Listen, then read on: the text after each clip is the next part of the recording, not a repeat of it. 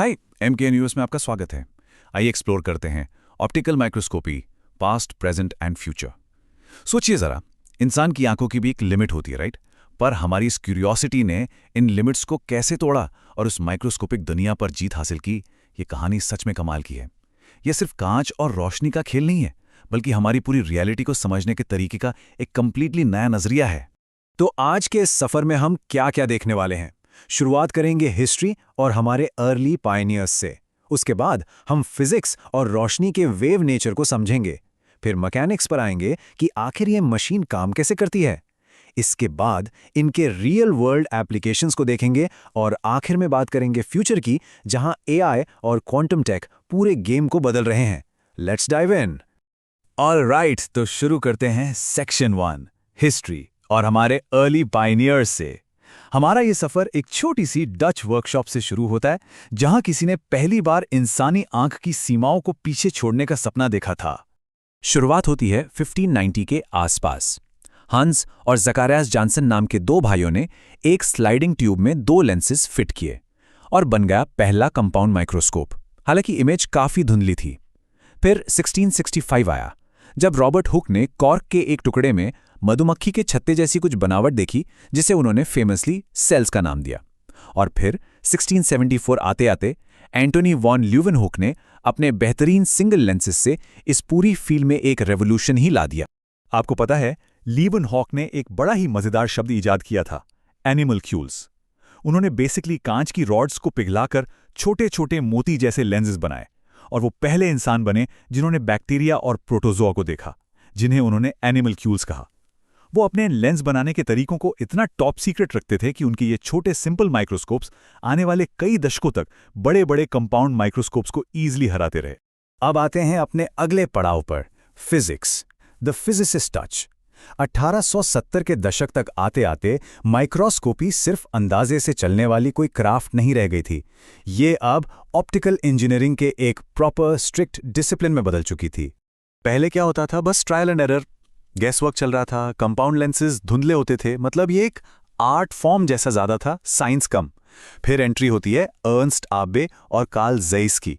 उन्होंने एक मॉन्यूमेंटल चीज समझी, रोशनी सिर्फ एक सीधी लाइन में नहीं चलती, बल्कि ये एक डिफ्रैक्टिंग वेव है। और यहीं से आया फेमस आबे डिफ्रैक्शन लिमिट। इसके बाद तो लेंस मैन्युफैक्चरिंग का पूरा तरीका गैस वर्क से निकलकर प्योर वेव फिजिक्स पर आधारित हो गया। चलिए अब समझते हैं mechanics, how the machine works. आखिर एक मॉडर्न ऑप्टिकल माइक्रोस्कोप अंदर से काम कैसे करता है? रोशनी जब इस मशीन से गुजरती है तो उसका रास्ता कैसा होता है? रोशनी का ये सफर बेसिकली 4 स्टेप्स में पूरा होता है। पहला, लाइट सोर्स, जो आमतौर पर बेस में लगा एक एलईडी या हेलोजन लैंप होता है। दूसरा है कंडेंसर, जो इस पूरी रोशनी को इकट्ठा करके सीधा सैंपल पर फोकस करता है। तीसरा और सबसे इंपॉर्टेंट पार्ट है ऑब्जेक्टिव लेंस। इसे आप मशीन का दिल कह सकते हैं, जो रोशनी को कलेक्ट करके ट्यूब के अंदर एक मैग्नीफाइड रियल इमेज बनाता है। और आखिर में आता है आईपीस, जो उस इंटरनल इमेज को हमारी आंख या कैमरा सेंसर के लिए और भी बड़ा कर देता है। अब इस पूरे मैकेनिकल सेटअप के पीछे एक कमाल का मैच छुपा है। टोटल मैग्निफिकेशन निकालने का सिंपल तरीका है ऑब्जेक्टिव और आईपीस के मैग्निफिकेशन को मल्टीप्लाई कर दो। लेकिन असली ताकत छुपी है रेजोल्यूशन में, जिसे एबे के फॉर्मूला से कैलकुलेट करते हैं। D = 0.61 lambda divided by Na। यहाँ D का मतलब है वो सबसे छोटी दूरी जिसे आप क्लियरली अलग अलग देख सकें। और ये जो Na है ना, यानी न्यूमेरिकल एपर्चर, ये बताता है कि लेंस लाइट को कितनी अच्छी तरह इकट्ठा कर सकता है। यही मैथ दरअसल इस पूरी मशीन की असली औकात तय करता है। अब इन सब कॉन्सेप्ट्स को रियल वर्ल्ड में अप्लाई करते हैं। हमारा अगला सेक्शन है एप्लीकेशंस, मटेरियल्स कैरेक्टराइजेशन। आइए देखते हैं कि ये मैकेनिकल और mathematical theories actual engineering materials पर कैसे काम आती हैं। देखिए, अलग अलग मटेरियल्स को स्टडी करने के तरीके भी बिल्कुल अलग होते हैं।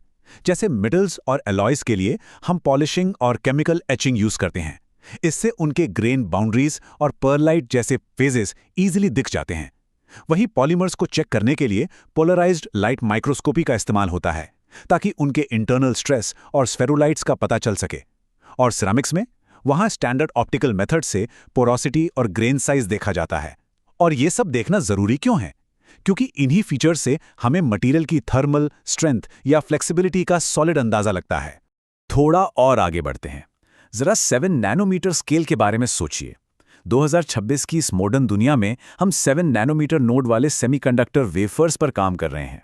आज हमारे पास जो हाई स्पीड ऑप्टिकल टूल्स हैं वो इतने एडवांस्ड हैं कि उन्हें इलेक्ट्रॉन माइक्रोस्कोप से भी ज़्यादा तेज़ी से सरफेस डिफेक्ट्स पकड़ने में महारत हासिल है। और ये स्पीड ही आज की मॉडर्न इलेक्ट्रॉनिक्स मैन्युफैक्चरिंग की असली जान है। तो प्रेजेंट के बाद अब बात करते हैं फ्यूचर की, the AI and quantum era. यहाँ हम सीधा ऑप्टो डिजिटल सिस्टम्स के एक बिल्कुल नए दौर में एंट्री लेने वाले हैं। 2026 की इस ऑप्टो डिजिटल रियलिटी को देखिए, सब कुछ बदल चुका है। वो फिजिकल आई पीसेस जिनके थ्रू हम देखते थे, वो अब लगभग गायब हो रहे हैं और उनकी जगह ले ली है हाई रेजोल्यूशन 4K सेंसर्स ने। AI ड्रिवन इमेज प्रोसेसिंग अब रियल टाइम डीनॉइजिंग और ऑटोमेटिक सेल काउंटिंग जैसी चीजें कर रही है। मतलब जो क्लैरिटी कुछ साल पहले तक फिजिकली इम्पॉसिबल लगती थी, वो आज AI सॉफ्टवेयर हमें ऑटोमेटिकली निकाल कर दे रहा है। Mind blowing, right? लेकिन सबसे बड़ी गेम चेंजिंग बात क्या है? वो है 10 नैनोमीटर का बैरियर। सुपर रेजोल्यूशन टेक्निक्स जैसे कि स्टेड और पाम का यूज करके अब हम इस 10 से 20 नैनोमीटर के बैरियर को भी तोड़ रहे हैं। और हैरानी की बात यह है कि ये सब विजिबल लाइट यानी नॉर्मल रोशनी के साथ हो रहा है। इस एक चीज ने पुरानी आब्बे लिमिट की पूरी डेफिनेशन को ही हिलाकर रख दिया है। आने वाला कल तो और भी एक्साइटिंग है। सुपर रेजोल्यूशन और क्वांटम डॉट्स के आगे भी बहुत कुछ है। 3D प्रिंटेड ऑप्टिक्स और हमारे स्मार्टफोन से जुड़े फील्ड माइक्रोस्कोप्स आजकल रियलिटी बन चुके हैं। इसका सीधा सा मतलब है कि टेक्नोलॉजी अब सबके लिए एक्सेसिबल हो रही है। अब दुनिया के किसी भी दूर दराज गांव में भी एक स्मार्टफोन और इन एडवांस लेंसेज की मदद से लैब ग्रेड डायग्नोस्टिक्स करना बिल्कुल पॉसिबल हो गया है। अगर आप इन सब चीज़ों को, स्पेशली डिजिटल इमेजिंग और फ्लूरोसेंस को और भी डिटेल में समझना चाहते हैं, तो डगलस बी मर्फी की किताब फंडामेंटल्स ऑफ लाइट माइक्रोस्कोपी आपको ज़रूर देखनी चाहिए। इसे मॉडर्न स्टूडेंट्स के लिए एकदम गोल्ड स्टैंडर्ड माना जाता है। ये लाइट के फिजिक्स से लेकर डिजिटल कैमरास और लेटेस्ट फ्लूरोसेंस टेक्निक्स को ब्रिलियंटली कवर करती है। और अगर आपको हिस्ट्री में इंटरेस्ट है कि आखिर ये पूरा मैकेनिकल एवोल्यूशन 17th सेंचुरी में कैसे शुरू हुआ, तो एस ब्रैडबरी की किताब the evolution of the microscope आपके लिए बेस्ट रिसोर्स है। इसमें उन इन्वेंटर्स की बिहाइंड द सीन्स कहानियां हैं जिन्होंने इस अमेजिंग फील्ड को बनाया।